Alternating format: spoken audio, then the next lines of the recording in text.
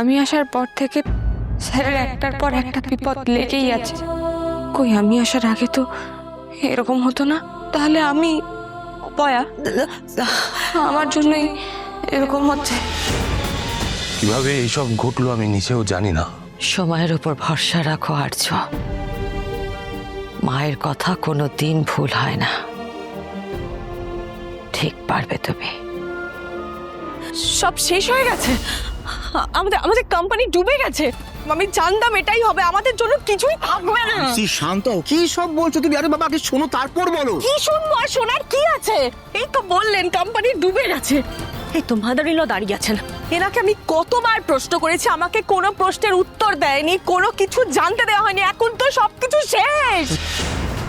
এখন যখন উনি কোম্পানিটা ডুবিয়েই দিয়েছেন, এখন তুমি আমাকে বলছো সবকিছু জানার কথা। মানসি, কি বলছো তুমি? দাদা ডুবিয়ে দিয়েছে মানে? মানসি, তোমার মাথা ঠিক নেই। তুমি চলো আমার সাথে। ছাড়ো আমাকে, ছাড়ো আমাকে। সব সময় সবকিছু থেকে আমাকে সরিয়ে দেওয়া না? কিন্তু এখন কোম্পানিটা ডুবে গেল, এবার আমরা কোথায় যাবো? অর্ক রাস্তায় রাস্তায় ঘুরবো, রাস্তায় গিয়ে দাঁড়াবো? আগে জানলে তো আমার মা বাবা আমাকে এই পরিবারে বিয়ে দিতেনই না। অর্ক, আমাদের কি জানার কোনো অধিকার নেই? মানে আমাদের কি কোম্পানিতে কোনো রকম ভাগ নেই নাকি? মাদার ইন ল তার নিজের বড় ছেলেকে আর তার প্রিয় বৌমা অপর্ণাকে সব কিছু দিয়ে দেবেন? কি বলছো তুমি মানসী? মাথা ঠান্ডা করো, এসব কি বলছো? কেন মাদার ইন ল? আমি ভুল কি বললাম? আর্যদার উপরই তো সব দায়িত্ব ছিল, সব ভরসা ছিল। কি করলেন উনি? এই তো পুরো কোম্পানিটা পুরো ডুবিয়ে দিলেন। এবার আপনি বলুন, সবকিছু হারিয়ে কি আমরা রাস্তায় গিয়ে দাঁড়াবো? বলুন মাদার ইন ল, আমরা কি করব, কোথায় যাব? মানসিদি, তুমি চুপ করবে? এখন আমাদের পরিবারের সবার বিপদের সময়, এই সময় কেউ এইসব কথা বলে? এখন আমাদের একে অপরের পাশে থাকা দরকার। আচ্ছা অপর্ণা, এখন তোমার থেকে আমাকে এগুলো শিখতে হবে? বড় পরিবার, কি করে কোম্পানি হ্যান্ডেল করতে হয়।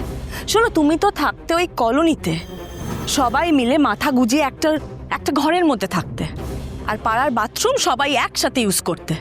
এরকম তো একটা ফ্যামিলি থেকে তুমি বিলং করো। তুমি আমাকে শেখাচ্ছ ক্লাস, ফ্যামিলি স্ট্যাটাস, এগুলো এখন তোমার থেকে আমাকে শিখতে হবে? তুমি কোন মুখে এত বড় বড় কথা বলছো? তুমি আসার পর থেকেই তো একটার পর একটা বিপদ লেগে রয়েছে। কিডন্যাপ, খুন, জেল, কিচ্ছু বাকি নেই। এতটুকু শান্তি পাচ্ছি না আমরা, আর এই সব কিছু হয়েছে তোমার জন্য। কেন জানো? কারণ তুমি একটা অপয়া মেয়ে। অপয়া মেয়ে তুমি একটা। মানুষে শাট আপ, চুপ করো। কারোর কিচ্ছু হবে না, এত তুমি ভাবেও না। আমি কারোর কিচ্ছু হতে দেব না। Shut up, just shut up.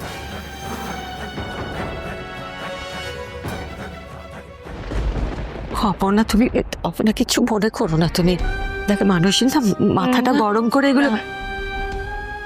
মানসিদি ঠিকই বলেছে, সত্যি তো। আমি আসার পর থেকে স্যারের একটার পর একটা বিপদ লেগেই আছে। কই আমি আসার আগে তো এরকম হতো না। তাহলে আমি অপয়া, আমার জন্যই এরকম হচ্ছে।